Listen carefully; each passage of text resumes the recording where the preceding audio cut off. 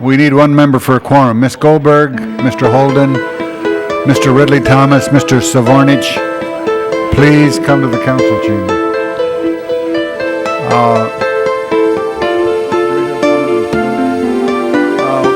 Would the council please come in order? Let me point out that this is will be a meeting of the City Council for the City of Los Angeles on the 19th day of May, 1999. There are 15 council districts in the city. The regular meeting days are Tuesday, Wednesdays, and Fridays. We are currently being viewed by cable subscribers throughout the Los Angeles area on Channel 35, and we're also being monitored by council phone. The cable Channel 35 will repeat this council meeting at 7:30 this evening. And all of you who are really fortunate can watch all three of them on Sunday. If you need to sleep or something, this is a good way to fall asleep. But with that, let me call on Rita Walters for a presentation.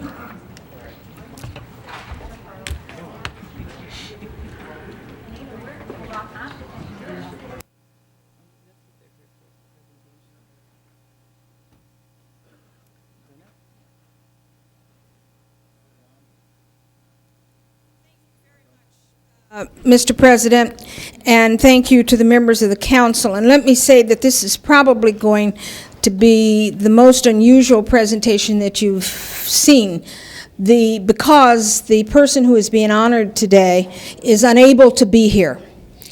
And he is unable to be here because he's suffering from terminal pancreatic cancer.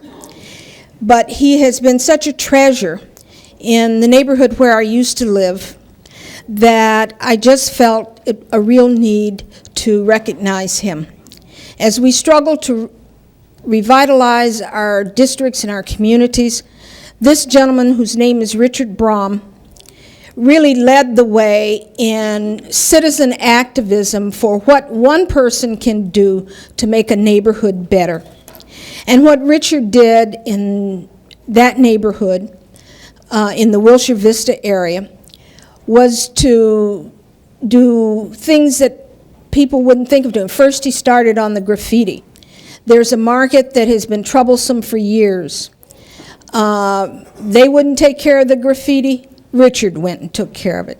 Richard went so far as to pay for the building to be painted from top to bottom out of his own money.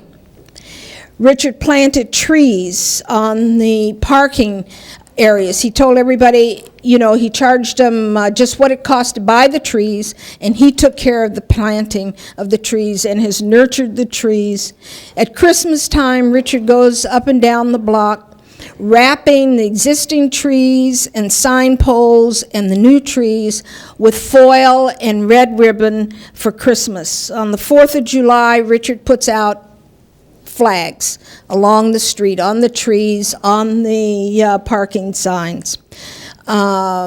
He walks his dog through the neighborhood and rides his bicycle through the neighborhood all the time, and he watches out for litter, and he encourages everybody there to do likewise.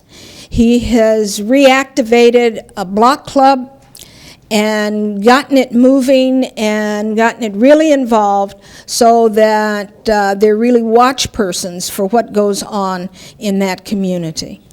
In the civil unrest in '92, Richard, with some other men in the neighborhood, stood guard around some stores in a strip mall and then wouldn't let people who wanted to do damage to those buildings come and do it. I mean, he's just a one-person neighborhood watch all by himself. And so I wanted to take this opportunity to say to Richard that I certainly have appreciated what he's done, and you, by your signatures on this resolution, have certainly appreciated what he has done. And I will take this to Richard this evening and present it to him and to his mother and sister and brother-in-law before they all take off for New York. And let me read the resolution. It is short. It says, whereas Richard Brom has enjoyed living in the Wilshire Vista area since April of 1979, but the time has come for him to move. And whereas Mr. Brom has recently been diagnosed with terminal pancreatic cancer, it is very important for him to spend his remaining days with his loving family in the beautiful Adirondack Mountains of New York State. And whereas, because of Mr. Brom's love of the Wilshire Vista community, he asks that his kind, caring neighbors continue to keep the neighborhood friendly, bright, clean, and safe by removing all paper signs for garage sales, etc., and paint over graffiti as soon as they see it.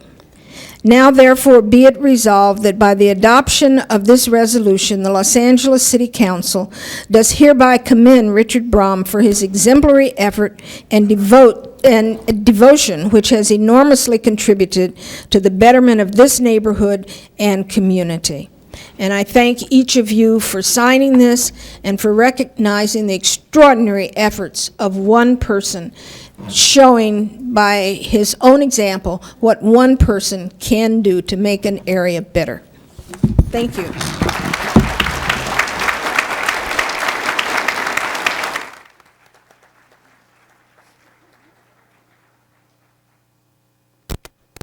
Thank you, Mrs. Walters. Call the roll. Alatorre, Bernson, Chick, Fuhr, Galanter, Goldberg, Hernandez, Holden, Miskowski, Ridley, Thomas, Fornich, Wax, Walters, Ferraro, 10 members present in the quorum, Mr. President. Okay, the council will come to order. The first order of business. Approval of the minutes. All right, Mr. Wax moves, Mr. Walters seconds. If there's no objections, unanimous vote. The next item. Commendatory resolutions for approval. If there's no objections, unanimous vote. Let's do the continuations first, and then the city officials. You have two items to continue. Item 3 is requested to be continued to June 2nd. Is there any objections to continuing 3 until June 2nd? Seeing none, that will be the order. And also, item 11, Councilmember Galanter requests that that be continued to June 2nd. If there's no objections, unanimous vote. Okay, the confirmations, Item number 5 is the first confirmation, Shirley Friedman to the Relocation Appeals Board for a new term. Shirley Friedman, will you take the center table there? This is a reappointment. Is there any discussion on? Okay, got a lot of moves to approve, so prepare the roll, tabulate the vote. 11 ayes. Shirley Friedman, you've been confirmed by the council. We want to thank you for serving the city. Thank you very much. Okay. Forthwith on that. Next item. Items 12 and 13 need to be voted on separately, but they are confirming, number 12 confirms the appointment of Cheryl Peterson to the Fire Commission for the term ending June 30th, and item 13 confirms her reappointment for June 30th, 2004.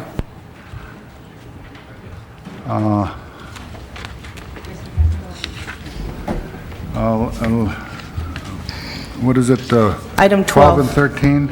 Yes, Mr. President. Okay, we have Mrs. Chick wants to be heard on this. Just to ask my colleagues to give their unanimous vote. I've met with Ms. Peterson, and I think she's bringing an enormous amount of energy and the ability to devote time along with that energy and enthusiasm to tackling some of the difficult problems still facing our fire department, and I welcome her appointment and her future hard work and thank her in advance. Okay, we have, item 12 is to appoint her for the unexpired term, and then item 13 is for a full term, so prepare the roll, tabulate the vote. 11 ayes. Ms. Peterson, you've been confirmed, and we want to thank you for serving the city. I think you'll find it very interesting. Okay, forthwith on those. All right, members of the council, Mrs. Walters asked that we have our public comment early, and so I'm going to, James Faust, Edward Nesser, Reverend Scott Chamberlain. Would you take the center microphone? Right there. And pull it up to you so we can be heard. Good morning, Mr. President and Your Honorable name. Council. My name is James Faust, and first I'd like to pass out some information. I'm a longtime resident of the Central City East, or as you may know it, Skid Row. As a resident working to make our community safer, I'm frustrated and I'm here to beg for your help. You see, over a year ago, we identified and filed formal nuisance abatement complaints against 13 hotels, bars, and liquor stores because of lewd conduct, criminal activity, open prostitution, drug sales and use, public urination, violent behavior, and in some cases, even deaths. We've documented the problem with community members' stories, pictures, videos, and signed petitions, and in many cases, drug paraphernalia like used condoms and syringes. We have placed our lives in jeopardy just to obtain this information, just so that the zoning administrator will believe us and take action. And as of today, we have no hearings. Thank you. Edward Nasser, or I don't know if that's Good morning, Mr. President. Your and name? Honorable Council. your name, please? Edward Nassar. Okay. Pull that microphone to your mouth. Good morning, Mr. President, Honorable Council. My name is Edward Nassar. I'm the owner of Ian Trading Company. I own two party supply stores in the Skid Row area of downtown Los Angeles. I've been a business owner in this area for the past 10 years. I am here today because I'm angry. My business is located next to 3 stores that sell alcohol. One is a bar and the other 2 are stores. They see people, their eyes are red, and they can barely stand, and they still sell beer to them.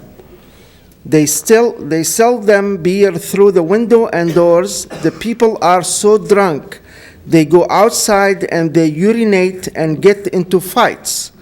I have lost 60% of my business because of this. People don't want to come into an area that isn't safe.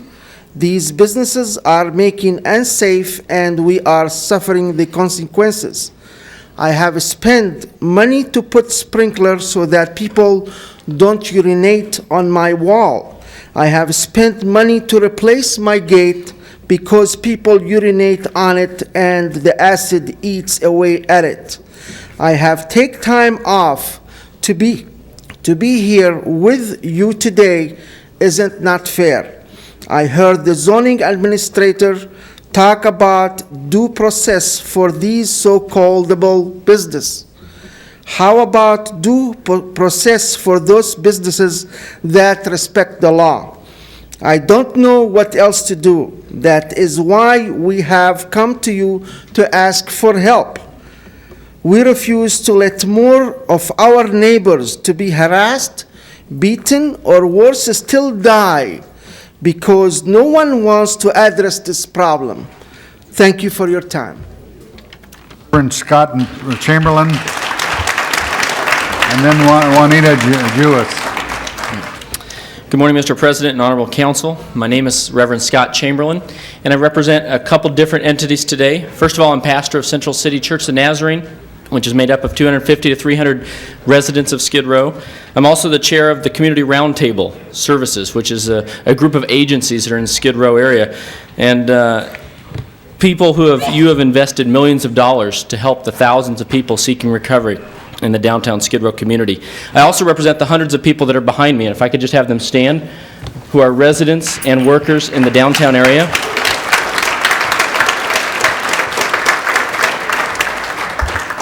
Residents and workers in the Central City East community, as well as we all wear ribbons that represent the hundreds, if not thousands, who have died in our communities, senseless deaths because of lack of action. And so today, I want to come to you, since I've lived in the downtown area on Spring Street for the last 10 years and have been pastor for the last 12 years on the corner of 6th and San Pedro. And like those who spoke before me, I'm also frustrated. We have met with the zoning department on several occasions. We have submitted documentation, and yet we still have no action. We come to you out of that frustration, but with hope that you can exert your authority and demand accountability from the zoning administration. Our request is very simple. We want the nuisance conduct and criminal activity reduced in Central City East. By doing this, by holding business owners responsible for complying with all the laws, maintaining their properties in a safe and sanitary manner. It's very simple. Number one, that within 30 days, we want the zoning administration to investigate all of the nuisance complaints filed in 1998 by Central City East by using the zoning administration staff to collect the evidence. Two, that you would notify business owners that public hearings would be held with the goal of imposing corrective measures to remedy the problems. And three, that within 90 days that we would hold public hearings for all cases that we submitted in 1998. And we want a written report within 30 days which will detail the progress of these items. So on behalf of the thousands of residents seeking a better Central City East, we urge you to respond and support these items.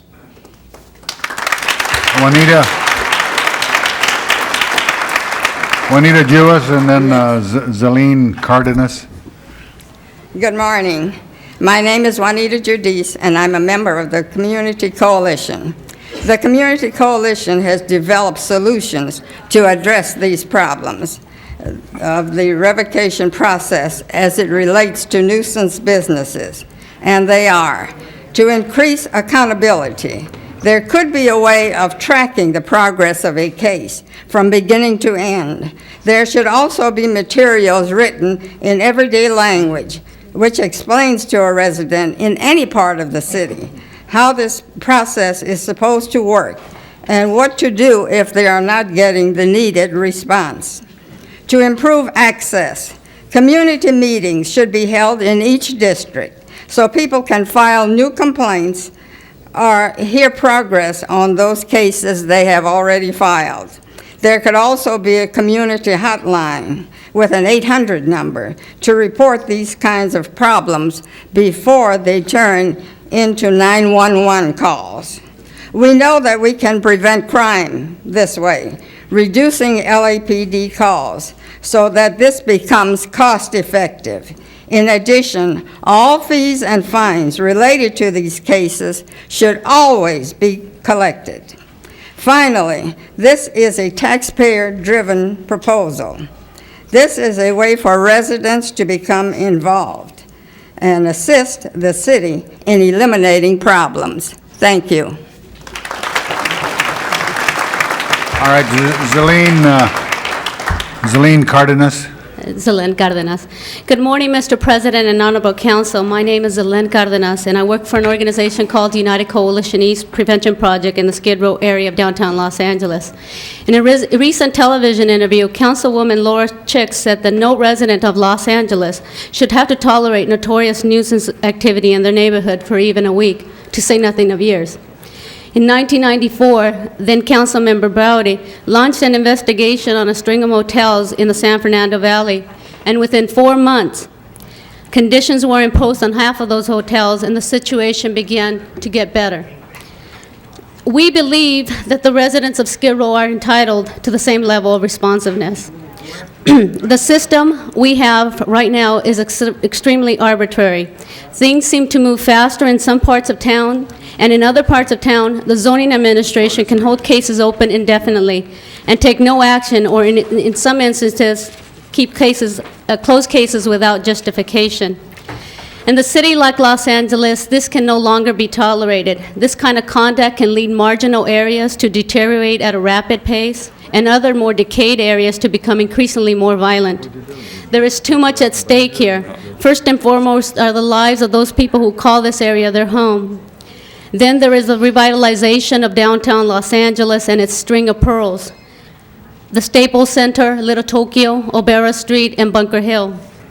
To continue to do nothing will just kill the spirit of those residents who have invested their time, energy, and in many cases have risked their own lives in order to get the documentation, because they believe it is possible to improve their community. It is simply difficult for me to believe, and many of the others here today, to think of any other area in the city that is more in need of nuisance abatement activity. And it is appalling that more than a year has passed by and we still have not had any response from the zoning administration. This is what brought us here today. We don't know where else to go. We feel that the city needs to have a system to deal with these types of complaints, a system that is responsive and accountable, a system that does not require a demonstration like the one here today in order to make it work. And even when a community has a champion like Councilwoman Rita Walters and Councilman Mark Ridley Thomas, we have worked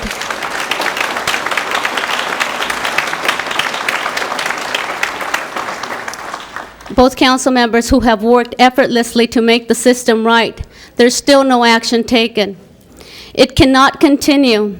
The system as it stands today does not work for the average person.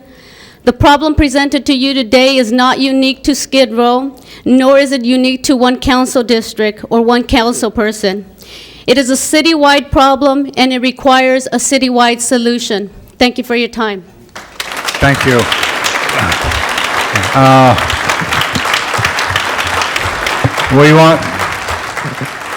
We want to thank you for coming in. We were allowed the public comment period. Normally, the public comment period is at the end of the council meeting, but we did allow it to go for the first part, and we appreciate your courtesy to the council and respect, and thank you for being here. Mrs. Miskowski, the public comment period is closed. Mr. President, inasmuch as we are allowed to respond, I would like to suggest and ask Mr. Burnson and Mr. Hernandez, who are fellow members of the Planning and Land Use Management Committee, whether or not we can put the matter as a status report on the Planning and Land Use Management Committee to ask Mr. Genovese and the Police Department to report to us on the next available meeting that we can put on the agenda to have a status report as to why the request for the initiation of the revocation hearings and processes with the material that you provided has not been reacted to, and that you can get on a calendar so that we can get a process as you've already initiated it, but get a report back to you so that we can start getting some action and get you into the process. So I think with Mr. Burnson's consent, we will go ahead and ask that be scheduled on the next agenda, that we can put it on for the Planning and Land Use Management Committee. Mr. President. Mr. Ridley Thomas. Thank you, Mr. President, members of the council.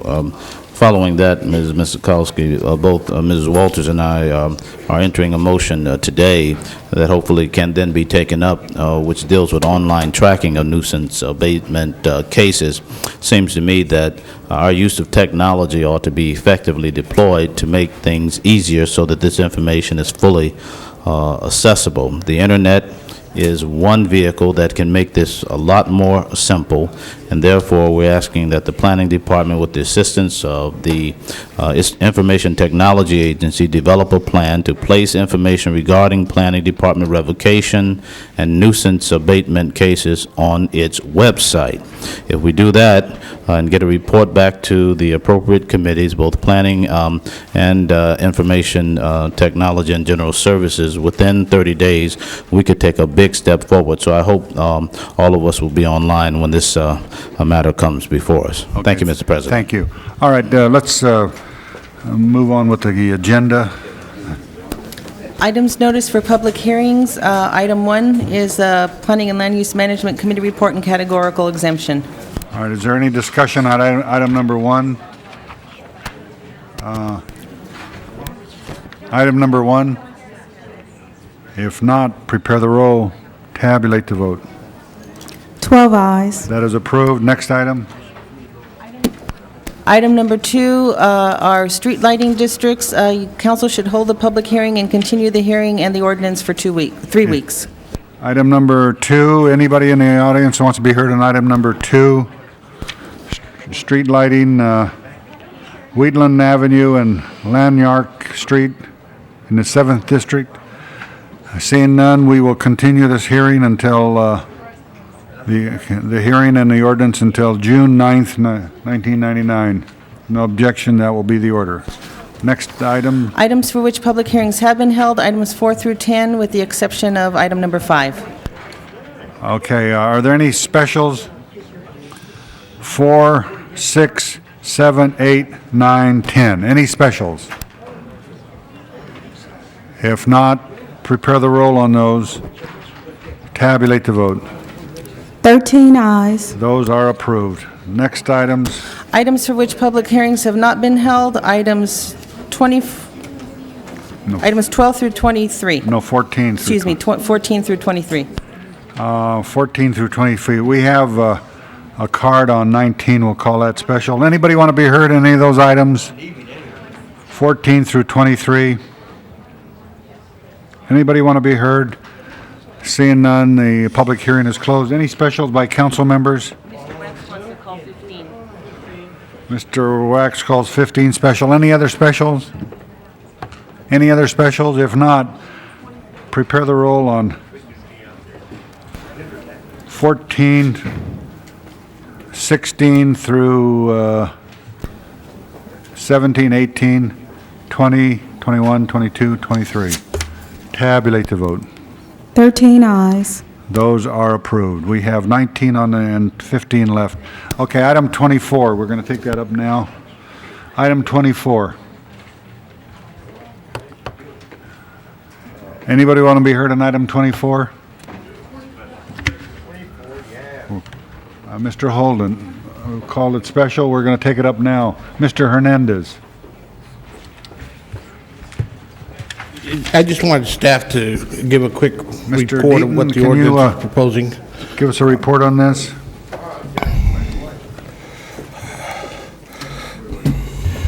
Mr. President, members of the council, what you have before you is an ordinance that... And, Mr. President, I request my time just after the report. that basically is as a result of discussions from the members of the council in the last several budget sessions, that certain activities such as policing and metering and installation and maintenance of traffic signs and signals have been funded from this particular fund, and historically those have been funded by the general fund. And what would this particular ordinance would do is to limit the activities that are eligible under the parking revenue fund, and would eliminate those, basically those two functions, and allow the fund to be used more directly for parking and acquisition, installation, repairing, maintenance, and security of parking meters, etc., which historically has been the use of this fund.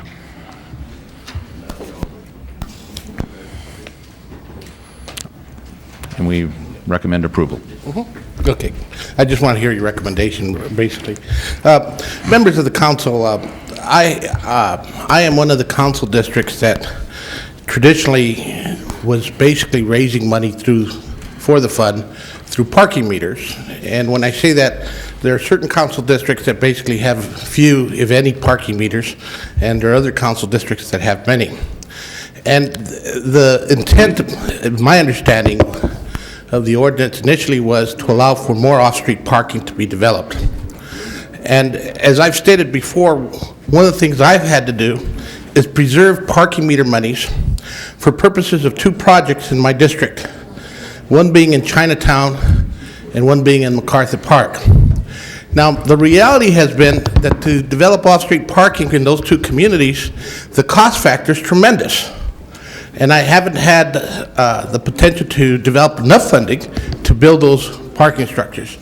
Now, in other council districts, the funding has happened and parking structures have been built. And the economic development that has happened because of those parking structures is the same thing I'm trying to see happen at MacArthur Park, I'm trying to see happen in Chinatown. And that's why I'm supporting this ordinance. You need to understand that I know that at MacArthur Park, in order to create the marketplace, in order to create the retail that it basically can support because of the population density, what it needs is a parking structure for 700 vehicles. If I could build that parking structure, I'm hearing theaters would come in, I'm hearing markets would come in, I'm hearing a lot of things would happen. The same thing is what we're talking about at Chinatown. But again, to be able to accumulate the dollars to build these kinds of parking structures, you have to be able to reserve that funding. And what's happened in the past is we haven't had that kind of opportunity. And that's why I'm basically taking a position of supporting this ordinance, because what the Department of Transportation has done in the past has basically used the parking meter monies for other things, and what it has not allowed is for those kinds of structures to be built in the kinds of districts that we do need this kind of economic boom. And there's not other incentives in which to be able to do it. That's correct. Thank you, Mr. Hernandez. Mr. Alatorre. I just ask, I have two questions. I have two areas that are problematic. One is Alvera Street, and the other one, and I'll give you the scenario of the latter one. You have a situation where presently we have parking meters, but there is a need for a parking structure, but unfortunately, it would take a period of years to accumulate sufficient money in order to build it. My question to you is, under this scenario, how would an area like Eagle Rock and Colorado Boulevard benefit or not benefit by the ordinance before us? Two things, Mr. Alatorre. I think first off that it's a question of money, and it's a question of putting together the project. And the first step is that by the passage of this ordinance, money will be conserved for the purposes of developing those kinds of parking structures, and hence this is a positive towards what you're talking about. The second thing, in the budget process, there was a recommendation that my office, the CEO's office, and Department of Transportation take a look at the uses and evaluate the management of the funds and the projects and the prioritization of projects, et cetera. And I think there needs to be that kind of look at this particular fund in order to address those priorities, for example, in Alvera Street or in the case of other parts of the city, to use these funds to do those kinds of parking structure. But as long as, and I'd like to correct one thing Mr. Hernandez said, is that the Department of Transportation, actually, this has been a long policy because we went through some very difficult financial times to use these funds for a variety of purposes that historically have been used for general fund. As we've come out of this economic situation, I think we need to go back to where we were before. And this was a conscious decision on the mayor and the council's part, the prior mayor, this council, and prior councils to use this. But this is, I think, to depart from that, because we're coming out of that, and use these funds in the manner in which they were historically planned to be used for, which is to, as Mr. Hernandez said, provide for that off-street parking and for projects like you're talking about in Alvera Street and other parts of your district. Well, how would it be, would it not be addressed under the present situation as we know? Well, the difficulty right now is there's very little money.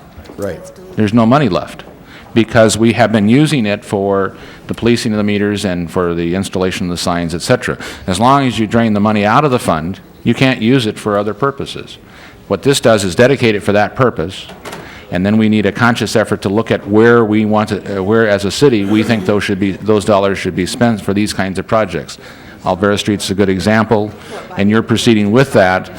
And one of the reasons, and also in the case, also in the budget process in the 5th district, we talked about bonding those dollars, which is a way of moving those projects up and get them done in a hurry before they.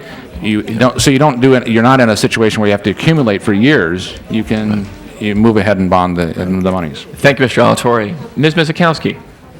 I rise also in support of this because I think, as Mr. Deaton has indicated, what's happened over the years is we have diluted the dedicated parking fund for other purposes that the ordinance had allowed and had not been utilized, but it diluted it for really accumulating for parking structure purposes. I think this ordinance eliminates those uses that allowed the dilution of the fund and rededicates it to parking structures, and that's what is appropriate, and I think that's what the council has directed. Clearly, there's not enough money even in the fund for all the parking needs that are out there, but if we dedicate it for those purposes and then use it, as we have in some of the recent projects coming forward, as leverage, as an economic development tool with other projects, other funding, public and private, it at least leaves for us a dedicated fund for the purpose that it was created. And I also think it's keeping the faith with the people in the business communities where these parking meters were installed over many decades. It was good faith with the businesses in those areas who took the toll of having people have to pay to park in front of those businesses, with the guarantee, the likelihood that funds could be accumulated to help alleviate the parking problems that were in those areas.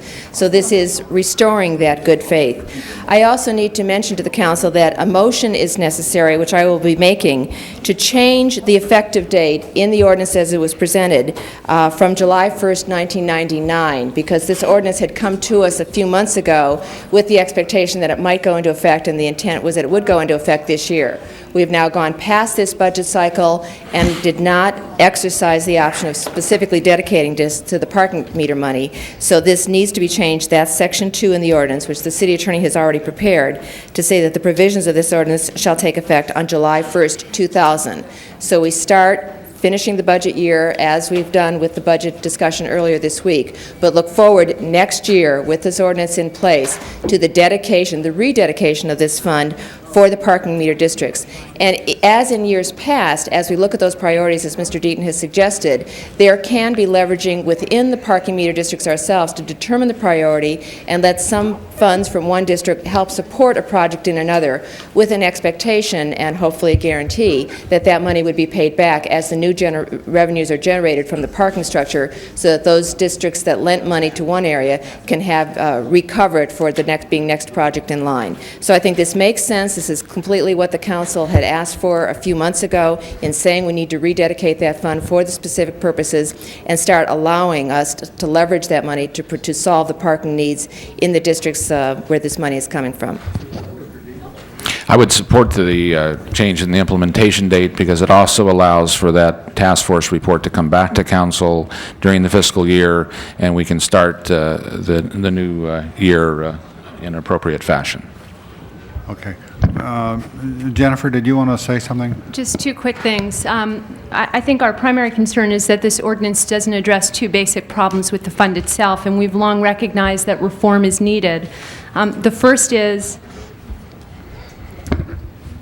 it won't help the situation of funds languishing or money languishing in this fund for projects that are no longer active or moving forward. We've noted, I think, in prior discussions that there are funds that have been sitting earmarked for projects since the late 1980s. Some of those projects are not moving forward, and we believe that money should be reallocated to projects that are active. Number two, this ordinance change would not help rectify the equity issue, which essentially is there is no move or encouragement to prioritize parking needs citywide, which is something that we believe is sorely needed. This proposed ordinance would not rectify either of those problems. Mr. President, I think I'd like to respond to both of those. One is that anybody in the last 10 years who has not maintained their projects, whether in their encumbrances, would have been a fool. Because the fact is, every time there's an encumbrance undone, it was swept. And it was swept, and I'm not blaming anybody. I was before this council advocating those sweeps during the times of difficult financial times just as much as anybody else. But those people maintained those things in order to maintain those dollars until they could accumulate enough of those. Secondly, the task force will in fact address this equity issue, which is one problem. But there's also another equity issue, is that in those instances in which businesses have been told that the meters are going in their place in order to provide enough money to provide for off-street parking in those same areas, we have an equity issue with the citizens of Los Angeles and the businesses of Los Angeles that we have in fact had these meters and have not lived up to that commitment for many years. I agree with Mr. Deaton's second point, certainly. I think on the first point, I would just mention that according to DOT, I believe we don't want an argument between you and Deaton, so... No, I just want to point out, I think according to DOT, some of those projects are in fact not moving forward at all. Absolutely. And All right. as I Ms. don't Goldberg. disagree. They're still fools. As long as Jennifer wins, I'm not going to listen otherwise. Cut that out, guys. Okay. Well, I think that the question really is whether or not we are willing to deal in the next budget with the fact that this money won't be available for things that it's now available with, and I, for one, am willing to do that. But I think that's the point that we all must be aware of. What this means is that the next budget, to the extent that projects are identified and built, and I hope they are, because we need parking all over this city, to the extent that they are identified and built, though, we will have fewer dollars to pay for the folks who empty the meters and who do parking tickets and so forth out of this source of fund. And I just think that's important for us to recognize. I have only one question, Mr. Deaton. In this ordinance, are we doing anything that would prevent, because I hope in about 5 years there's going to be a big surplus in my district of parking money. That's what we're trying to do. We're trying to make that happen. There won't be any reason why other districts wouldn't be able to have access to that money, is there? No, I think Historically, there has been this provision, unwritten and somewhat undocumented at times, relative to the money and where it's accumulated and who is responsible for it. I'm hoping that the task force and to my contribution to that will be to provide some better accounting and better approaches to using the money, as the mayor's office has indicated, for areas that are not necessarily within the areas but we also maintain that where the money is being obtained, that there is a primary responsibility to those businesses that we've indicated that we're going to put these meters in order to provide for more parking. No, I'm not disagreeing with any of that. I'm just assuming that if we're successful in some of the things I'm trying to do in the next 3 to 5 years, we will have enough parking in a very large area of my district to be able to provide some surplus. I want to make sure that nothing that I'm going to vote on today would prevent that surplus from going to districts that may not have a Hollywood to get that money from. As California is a giver state, there are districts that have been giver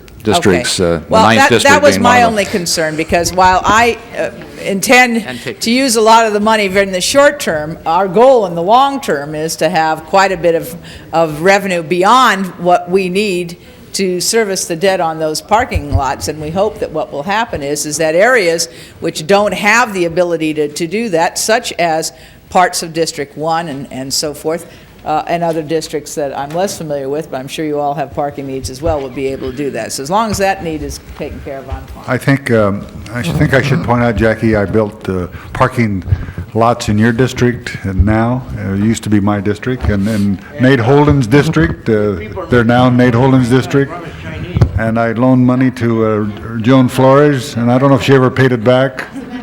Yeah, okay. Yeah, okay. Mrs. Fuhr. Mr. Fuhr. Mr. Lindsay, there's givers and there's takers. Was my mom on the phone? I wasn't sure. First I want to point out the president still has calloused hands from constructing those parking projects in various districts. I want to rise in support of the ordinance. I want to just say a couple quick things. One, I want to underscore an answer to Mr. Alatorre's questions that was provided, and that is that the ordinance makes it easier, in fact, formulates in the statement of the ordinance itself, the ability to bond. And for districts that need to build parking structures now, or will lose the opportunity to get parking and potentially have a commercial area be degraded, there's a good chance in this ordinance to fix that. And the other thing I want to say is, in response to a couple of Ms. Roth's points, Mr. Deaton, I need to borrow you for 1/2 second, please. I know it's more fun over there than it is over here, but just for a second. Ms. Roth. I understand he's. Never mind. Don't even go there. Just stop. Ms. Roth had indicated that there are some flaws in the way the parking money is or isn't used at the moment. I had understood that one of the consequences of the action in the budget to create this team to review the use of these funds could be to reform, among other things, that issue, so that we could address some of the problems that have been endemic in the use of these funds over the course of time, and that process is compatible with passing the ordinance. We can pass the ordinance today and continue to fix problems that are inherent with it as we move forward, and I think satisfy both key goals that Ms. Roth has articulated and the goals that many council members have articulated as well. Is that correct? I concur, and also I think the implementation date of July 1st, 2000 provides for that time frame in order to do that. Yeah, I urge adoption. Mrs. Chick. Oh yeah, you got her name right. Yeah, we're switching something.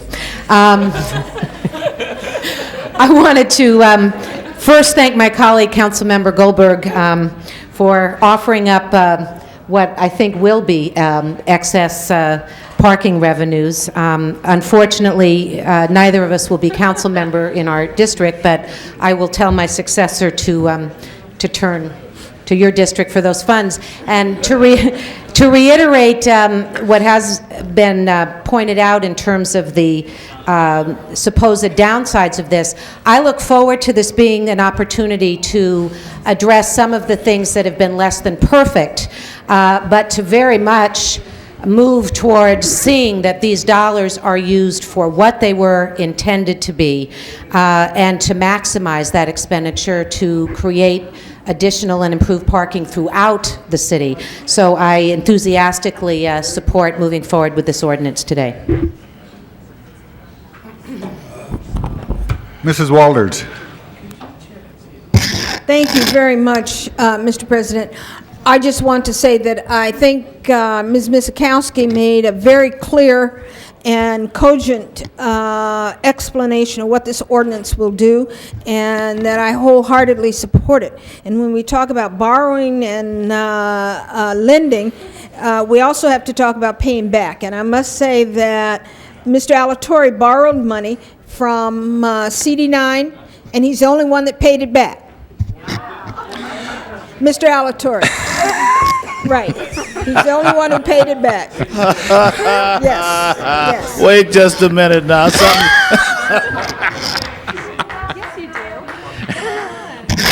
You really want me to?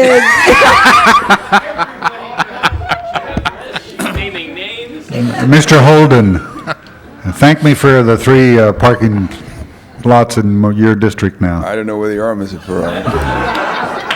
But thank you anyway. Just 6th in Vermont, between Wilshire and 7th on Vermont. Oh, yeah. And But we traded- 6th in Western. John Ferraro has represented every part of the city of Los Angeles at one time or another. 6 in Weston. I didn't know we had one over there. That's all right. In any case, I just lost 30 seconds. My question to you, Mr. Deaton. Yes, sir. What are we doing now in terms of using parking revenue funds that the court had disallowed? None. Nothing. Well, then what do we need the ordinance for? No, we have, no, I think the question is, what are we using it for? The court said we can't use it for? That's right. And that's We're not public transportation. I We mean, are not using. You can't use it for stop signs anymore. You can't use it for all the things that we were sued for. So what are we talking about?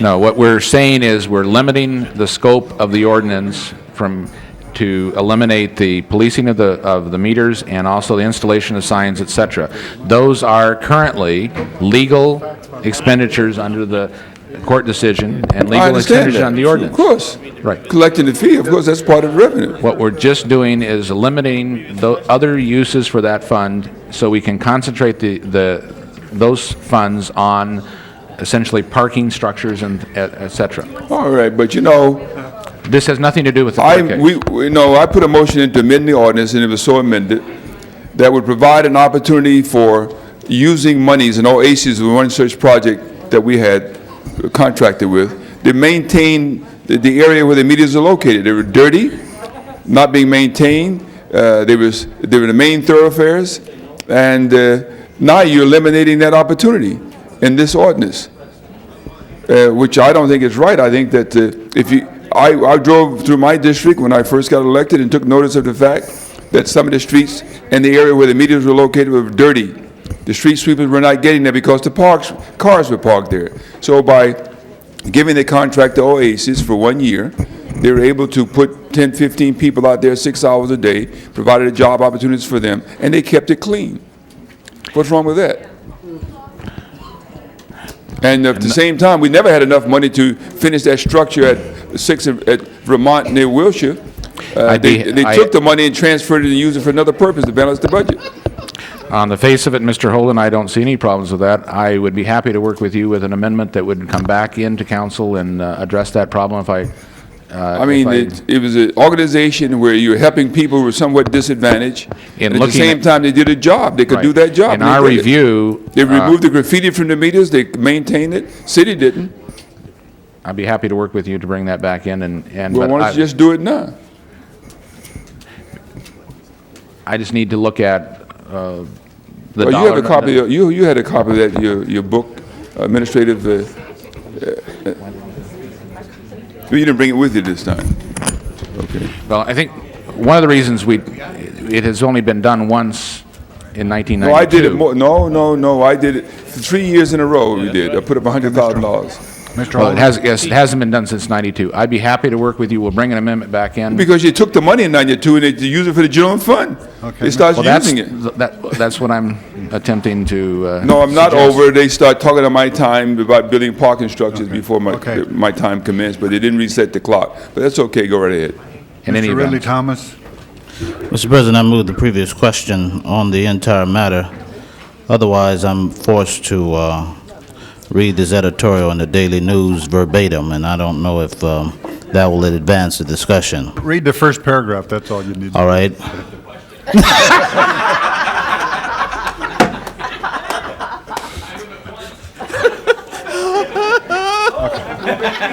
Mr. Wax? On my time, would you just succinctly tell me how this ordinance changes the current practice, what the fundamental changes? It limits the uses for the funds by eliminating policing of meters and installation of signs, et cetera, signs and other traffic facilities citywide. It would no longer allow parking money to be spent on those purposes. That's right. It would be then therefore limit it to more directly to parking structures and the original uses. Historically, those two purposes have not been. You're just telling, it is eliminating some currently permitted uses. That's right. It retains others. It does Yes. nothing else in terms of. That's right, nothing else. Okay, so now that I understand that, what is it eliminating? Can you enumerate which ones it's eliminating? No, I have very little parking meter money, so it's not that critical. I want to know what would the ordinance eliminate that is currently One, permissible? policing of parking meters as it relates to the issuance of citations, and two, installation of traffic signs, signals, and other traffic control devices. And did the lawsuit that Mr. Fine brought, did the resolve of that preclude us from using it in those No. two? It just said that we weren't keeping good records as to how we, okay. Why would we eliminate the use of traffic signals, for example, near parking meter, in parking meter areas as one of the uses? We're not, because the use has not been in areas close to parking. It has been citywide. And Well, but there's a big difference between eliminating the parking meter funds for things like signals citywide and eliminating it as opposed to requiring it to be used in the area that generates the parking revenues. I think you should be able to use parking revenue funds for traffic-related matters, such as traffic signs and signals and all. I would question, however, whether, frankly, if it's generated in one area, that it should be used for signals in an area where there aren't. I mean, I do believe that the funds should tend to be used where they're generated, and since I have very few, I'm not benefiting by my views, but that's how I feel. But I do believe that the broader uses are sometimes called for. Well, the difficulty is that what we have done is that we've gone in and used those for citywide things and not, and the nexus to parking has virtually been But eliminated. you're telling me you're not changing the nexus issue, you're just changing the uses. So now you have a more narrow group of uses, but you're still going to allow them to be used without any nexus. No, the remaining uses are directly related to parking. How? What are the remaining uses? Mr. Wax? Yeah. With the Sharon? with the traffic signals and the traffic maintenance, that used to be paid. Could you turn her microphone on, please? That used to be paid from the general fund. Up until 1992-93, all of those costs were being paid by the general fund, so those things were being done. But when the city had economic problems, there was a conscious decision at that time to start shifting those general fund costs and having them paid by the special parking revenue fund. If that continues, the funds in special parking revenue fund will never be able, you won't have enough to accumulate for projects in the future. So if that remains an eligible expenditure, All right, but our job is to determine what the most appropriate uses are among the many that are possible. And in some cases, it'll be one thing, and in some another. I personally recall experiences in areas that did generate parking meters, where the merchants in the area and all, for example, wished that it be used for some of these related items as opposed to a structure. Thank you, And they Mr. felt Wax. that that would best serve their purposes in helping business deal with its overall parking and traffic problems. And so, I mean, I hate to tie my hands Well, let me by just- eliminating the options when each Here's- community needs may differ. Just if I might, number 2 is for the purchasing, leasing, acquiring, designing, constructing, improving, operating, and maintaining of off-street parking facilities in Los Angeles, consistent with the purpose of regulation of traffic and the prevention of congestion of the city streets. Off-street parking facilities be acquired or constructed within or in close proximity to the business district where parking meter zones are established and paid for from the receipts of off-street facilities, and parking meters installed on streets within or in proximity to said business districts, provided notwithstanding such intent may pledge, blah, blah. All right, Mr. Hernandez, you have the floor. Mr. President, members of the council, I appreciate all the comments and the questions that were being asked by Mr. Wax. And I think a lot of our problems would be resolved if we all had an equal number of parking meters to generate the kind of revenue for the kinds of uses that are being talked about. But, the mayor's representative, Jennifer Roth, basically talked about an issue of equity. And you know that's an issue that's been tremendously important to me. We represented to communities that by putting parking meters in, they would also be able to generate more money to create more parking in their areas. And what we've done instead is use the money to balance the budget. We've used the money for other reasons. Now, what I need to share with you is another part of the revenue that the city generates, and what is really not equitable, is the fact that we issue parking tickets in this city, and we tend to issue parking tickets in areas that lack parking, okay, and where you have meters.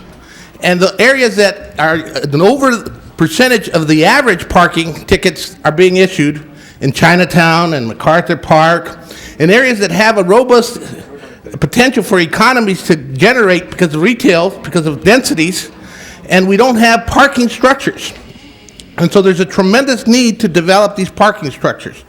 And on an ongoing basis, we've been trying to change our system to allow for this to happen. And one of the new changes we introduced as a council is the ability to bond on parking meters, revenues, so that we can move these structures a lot faster. But we have had a system throughout the city that was not equitable. There are communities that choose not to have parking meters, and because of that, they don't generate revenue. But they still have cars, and they still have traffic needs, and they expect this fund to pay for their signals. But that's a misrepresentation to all the communities that chose to put signals.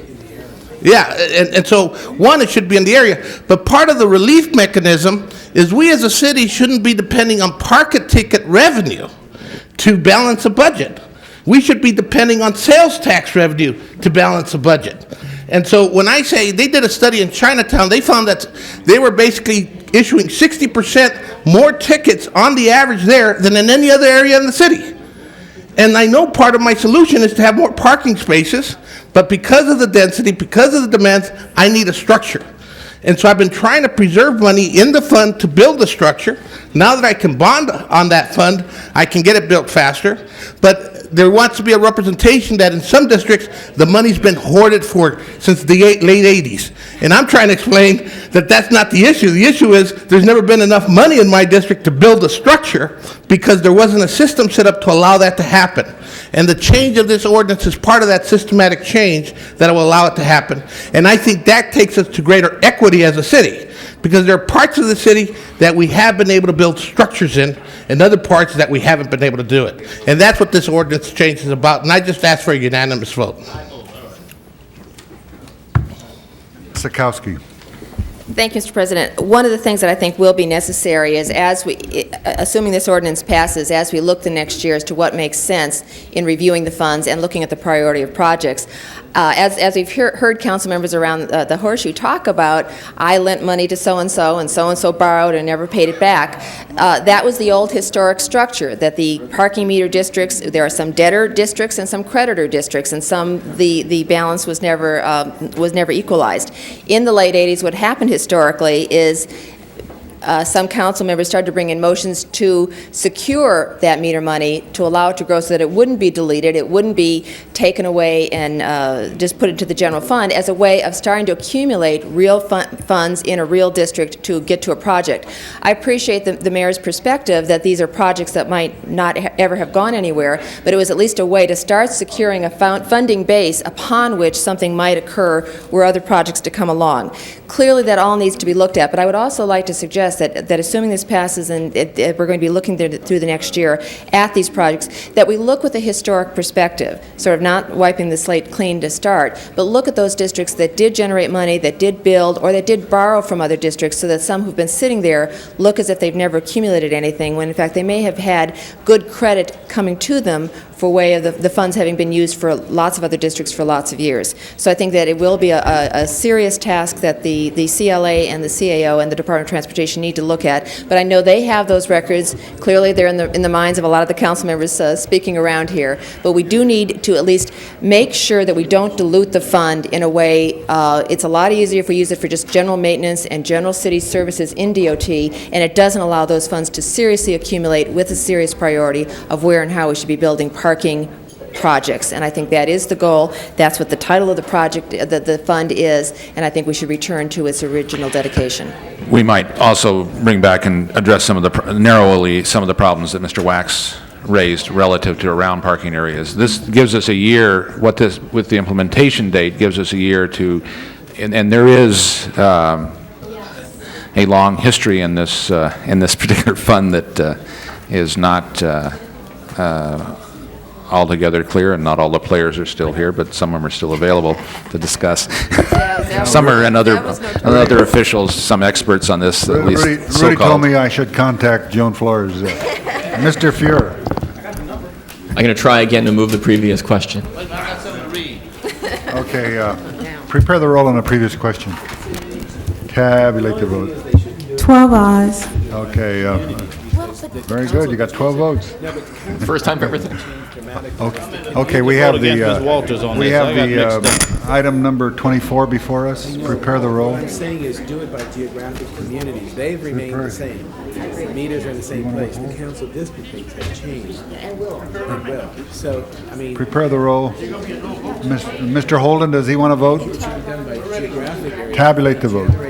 They need to have the money. Forthwith. 11 ayes, 1 no. Forthwith, John. Okay, thank you, Mr. President. Forthwith, it goes over 1 week. Oh, that's right. It's an ordinance. Okay. Mr. Hernandez for an introduction. Yeah, Mr. President, members of the council, for purposes of an introduction, I rise to introduce a group of young leaders from El Salvador. The American Council of Young Political Leaders is the nonpartisan organization that conducts bipartisan international exchanges that allow emerging leaders between the age of 25 and 40 to explore firsthand political and cultural dynamics of other countries. There is a delegation present from El Salvador. They're here with us today. They've been in the United States for 2 weeks. Today they joined me at the United Way State of the County report down at the Japanese Museum this morning, and this afternoon they're going to be in Pico Union, and tonight enjoy a Dodger game. The delegation is basically hosted by Mary Ann Reyes, who we all know as a Public Affairs Director for Southern California Edison. Pero por favor, si están dispuestos a pararse un segundo para que todos los conozcan. And again, muchas gracias por visitarnos aquí en Los Ángeles, y esta es una junta del Concilio de Los Ángeles, y les damos la bienvenida. Thank you. Thank you.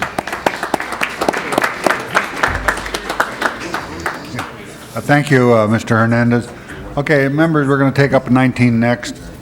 We do have Elena Reyes wants to be heard. Good morning, Council. As you stated, my name is Elena Reyes, and with regards to the recommendation on number 19, I ask that you just clarify for purposes of avoiding future confusion on your recommendation, item number A1. It refers to those premises that are connected to septic tanks. In fact, the customers that I am representing are directly connected to county district facilities. So I'd ask you to make that clarification so that a few years from now, when this is looked at, it is not limited to septic tanks. That would be my first request to you. And then I also asked for just some input with regards to those customers. The recommendation is that those customers who do not have active accounts will follow the normal city procedure of filing claim forms with the city clerk's office. I have 8 claims that were filed more than 2 years ago. I just wanted reiterance from the council that in fact that confirms that those claims will be paid and it does not have to go through further processing. Thank you. Ms. Sikowski? President, we actually have 2 reports on here. We have a Budget and Finance Committee report and a communication from Environmental Quality. They're fairly similar, but I am actually going to move Budget and Finance Committee report, which I think is more comprehensive, with the minor amendment of adding instruction number 4, or recommendation number 4 from Environmental Quality, which I think speaks to the matter that was raised today, which allows for an expedited refund claimed process for closed accounts and credit claims. And in fact, the clarification of those who are directly connected to a county sanitation district or a county sewage conveyance are included, and that will also be eligible for the refund or either the cash refund or credit, however it will be chosen. But with that, I would like to move the Budget and Finance Committee report with the amendment of adding number 4 from the instruction of B4. B4. Yeah. Okay. Ms. Goldberg?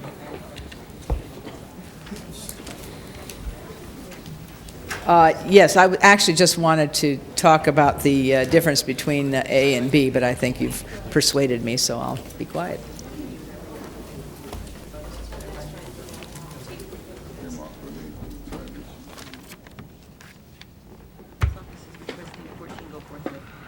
Okay. Prepare the roll on the on 19 as amended. Tabulate the vote. 11 ayes. That is approved.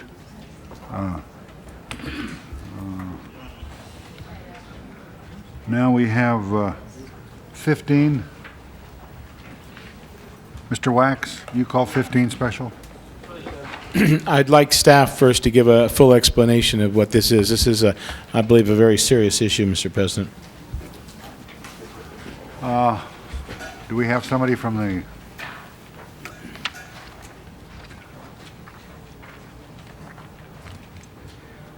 Give your name, please.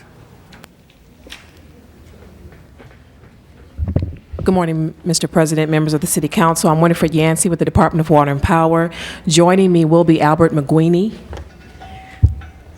And Mr. Wax, you wanted a full explanation of... Would you give him an explanation? Explain to him what this is all about.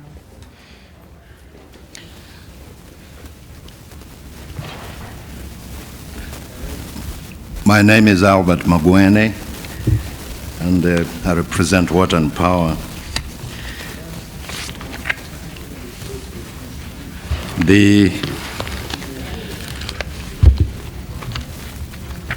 amendment before you deals basically with the overtime provisions for EAA represented classes.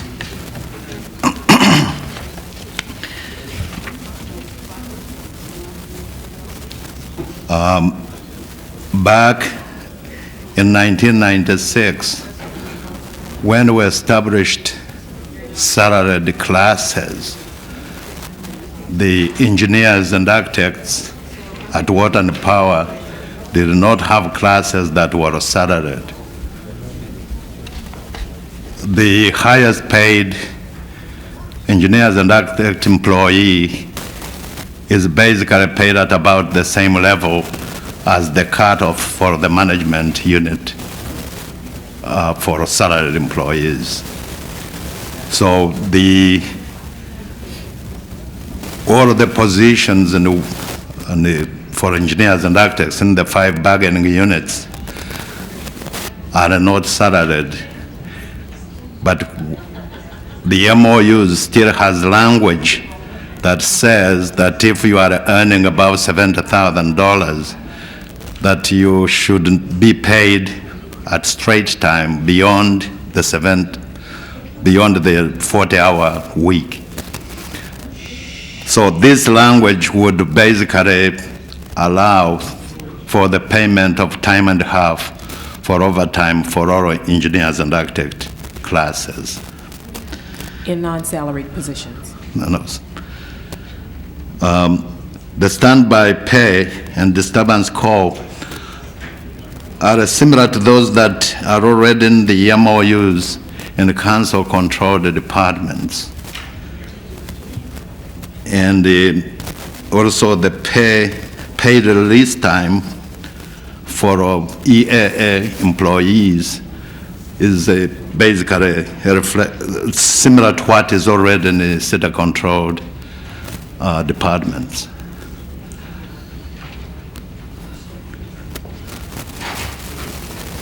Let's finish. Could the CAO, who does our negotiating and all, give a full explanation of the impact on the city's over? I do want to talk about this, but I want the council to have the facts before we have this discussion. Some years ago, the city council instructed that employees above a certain level, and at that time it was civil engineer, be considered salaried and not be eligible for overtime.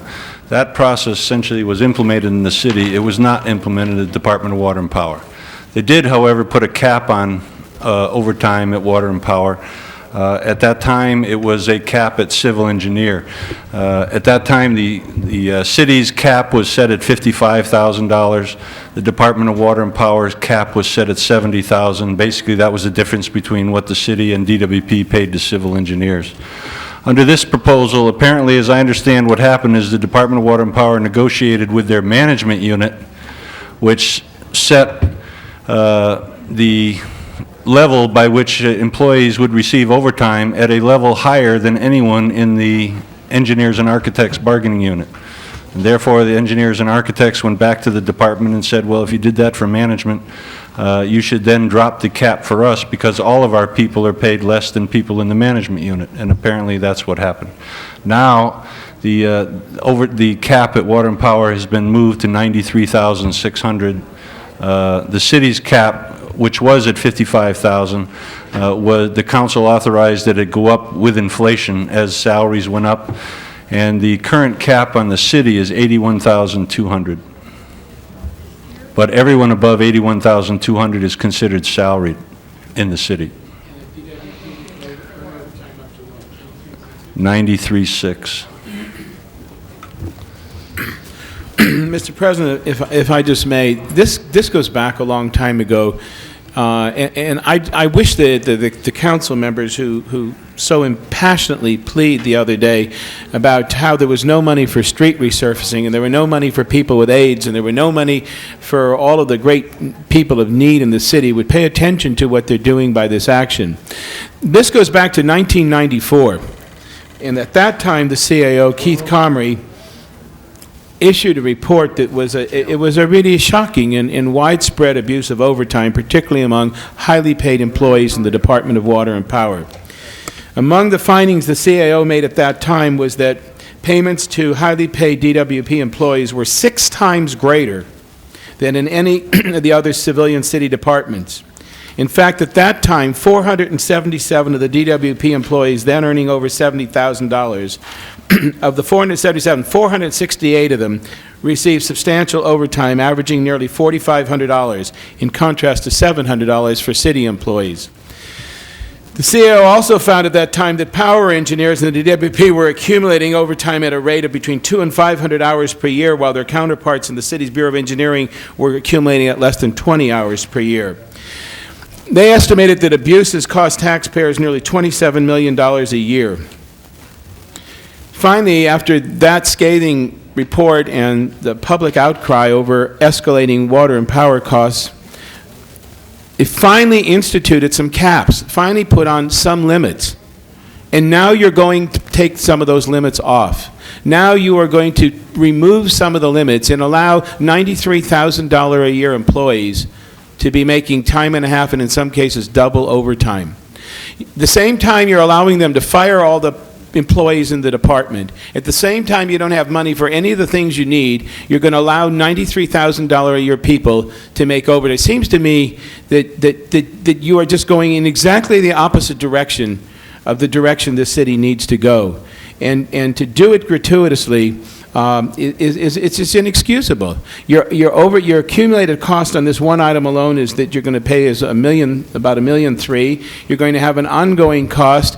And I watched this debate just the other day here in the city council. We would talk about $200,000 for animal regulation, and we would talk about $300,000 for more street resurfacing, and everyone would say, oh, I know we need it, but where are you going to get the money? You know what? Now you're going to take the money, and you're going to give it to people making $90 grand a year, when the employees in the city don't even get that.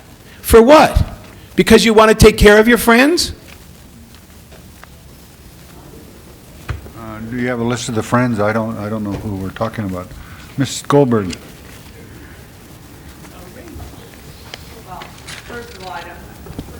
I don't think we can compare that to the city budget because this is coming from a different pot. We couldn't use that for that. But the point is not an unimportant point. The question really goes back to management getting this overtime. Right. And I think that's the issue.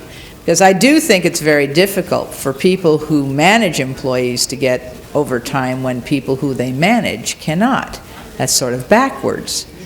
So I think what we need to do is to find out on what basis and how the management units got overtime beyond a certain point, and how they were able to violate the policies of setting a dollar amount above which people could not accumulate overtime. So I guess my first question to the department is on what basis, there is a policy of the council, on what basis was that overtime negotiated? After the negotiations in 1996 with the Management Employees Association, a package was prepared and sent to council, and the cutoff for salaried employees was senior survey supervisor, which council approved. Which was which supervisor? A senior survey supervisor. City survey supervisor? Senior. Seniors, I'm sorry, senior surveyor supervisor. That's right. And at that time, the salary was what? At that time, it was about 86,000. 86,000. And And now, this was in 1996. that's right. Now it is about 93,600. Let me ask you a question. In the MOUs that are here before us, have they been to EERC? Yes, The ones that are here before us today have been to EERC? that's right. These recommendations went through the EERC and were approved. They came through the council and were approved. What you have before you today is the ordinance implementing those recommendations. And the file numbers go back to 98, not 99. So this happened a while ago, from 95 to 98. That's These right. aren't recent actions. That's right. Well, it's an interesting question. I think we're in a kind of a bind, because on the one hand, I don't recall, frankly, did we discuss that this was going to be raising this cap at the time? I don't recall it. We recall some heated debate. Really? Really? And we discussed, and it had to do with the managers getting it, right? Yes. That's right. That's right. I still have the same position, which is if the managers are going to get it, I cannot see why we would let people who supervise people get overtime when the people they supervise cannot. I think that's the problem. I think what we have to do is go back at the next opportunity and look at the management first, because you can't ask people to work overtime next to their supervisors and have only the supervisors get paid the overtime. I mean, that you can't do that. I don't think, frankly, I still agree with the position that over a certain level, nobody should get overtime. Now, what we need to do is to go back and change the first problem, and then we can change both problems. But I don't think the short-term answer is to deny this, because then you'll end up in a situation where people are working overtime, And their supervisors, who get more salary than they do, will get the overtime, but the not rank and file, but the lower level management folks will not. We can't do that. All right, Ms. Sikowski. I have a question for our staff. It seems to me, as is indicated, this is something that was previously approved, although debated, previously agreed upon, and these are just the implementing ordinances. But they're the implementing ordinances, as I read, at least on the first one, for a 1996 to 99 MOU. And so whatever the history has been, it seems we set this course, and this is just the implementation to complete that course that was set. Are we now looking at opening again the MOUs for 99 forward, and can we then address the issues that I think both Mr. Wax has raised and Ms. Goldberg about basic equity and a policy that the direction I think the council would have fairly strong views about on management overtime in general? Can we now reopen that and give that to you essentially relative to an instruction to be put on the table to open those negotiations if it's the correct assumption that we're going to These contracts have, first of all, been extended to 2002, so that they don't expire in 1999, they now expire in 2002. Secondly, you would need to instruct the general manager of the Department of Water and Power in that area, as the city administrative office does not negotiate DWP contracts. Okay, but I think that the sense of the council, at least during the debate last time and now, is at least to raise the question. So you're saying that we need to do that directly with the general manager of the department? In that the city has given him the authority to negotiate contracts directly with his unions. Okay, thank you. Mr. Wax. A couple of points that have been raised. First, I mean, this is the ultimate two wrongs don't make a right. You know, the fact of the matter is we had shocking abuse in the department. You had a scandal. The council finally got a little backbone because of the pressure to put a cap. It then wrongfully gave Mr. McCarley the right to do the negotiating, took it away, and just stripped the CAO, just basically cut the you-know-what out from Mr. Montgomery, and he lost his authority, and you gave it to Mr. McCarley, and then he went and did something for the management that that we prohibit in the city. Because he did that, now you want to give all the rest the same thing. It's ultimate two wrongs don't make a right. If you didn't have backbone on the first one, then the answer to the second one is we're not going to repeat the wrong. Especially when you are giving people at the very highest levels more than all the people at the lower levels, and giving the people at the highest levels in the DWP more than their counterparts working in the Bureau of Engineering here in the city. And you're doing it at a time when you're decrying the fact that you have no money for anything. And I don't buy the fact that that's DWP money, and the money for the things you said the other day you didn't have for streets, and you didn't have it for people with AIDS, and you didn't have it for the homeless and all that. That's city money. Where do you think this This is not separate pots of money. First of all, it comes from the same people. And secondly, every single year we transfer money over that Department of Water and Power from that department to our city budget to pay exactly those kind of services. And to the extent they don't have it, you begin to lessen the amount that's transferred over. And now you're going to lessen the amount they have to transfer over. Either you give it back to the ratepayers over there in terms of less rates, or you transfer it over here to be used for higher needs. You're not going to do either. You're going to spend it on $93,000 a year people getting overtime when no one else gets that. And you're going to do it because you're going to justify it by saying, well, we already mistakenly gave it, they gave it to somebody else, and now we're going to do it. Stop. When you're going down the wrong path, turn directions. Don't keep going down it because you already started it. There's nothing wrong with admitting a mistake was made and changing a policy. And that's what by this you're saying, well, there was a mistake, but we can't do anything about it because it won't look good. It won't look good to keep on repeating the mistakes. Okay, we have item number 15 before us. Prepare the roll. Tabulate the vote. 9 ayes, 1 no. It's an ordinance, so it goes over 1 week. Okay, that's all they have. That's all we have on the agenda. What else? 14th, forthwith on 14. Motions for posting and referral.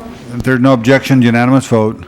You have 2 excuses on the desk. Councilmember Burnson requests to be excused Friday, June 25th. City Business meets council policy.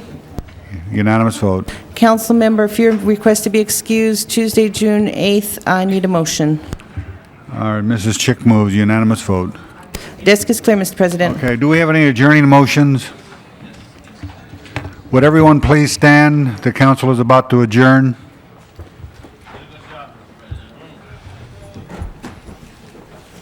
Mr. Savornich? Yes, thank you, Mr. President. Members of the council, it gives me a great deal of sadness that we ask that we adjourn in memory of Amado Pilato Sr., who was born on November 15, 1927, on the island of Ischia in the Bay of Naples, Italy. He immigrated to the United States at the age of 11 and came to San Pedro with his family and started fishing with his father and brothers at the age of 11 in the San Pedro community. He fished until 1966 when he became a member of the International Longshoremen and Warehouse Union. He was a fisherman for 27 years and a longshore worker for 29 years. He was married 40 years ago to his wife Frances at the Old Mary Star Church. He passed away last Saturday morning. He is survived by 4 sons, Father Sal Pilato, principal of Junipero Serra High School here in Los Angeles, his son Dominic, who works in the mayor's office, son Mark, son Amado, and daughter Rochelle, 3 grandchildren, Ellen, Emily, and Mark Jr. Mr. President, members of the council, I knew Amado Pilato very well. In fact, I cannot remember a time not knowing this wonderful man. Truly a loss to all those who knew him, and may we rest in peace.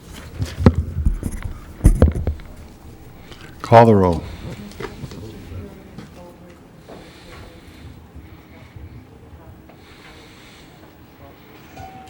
The council is adjourned.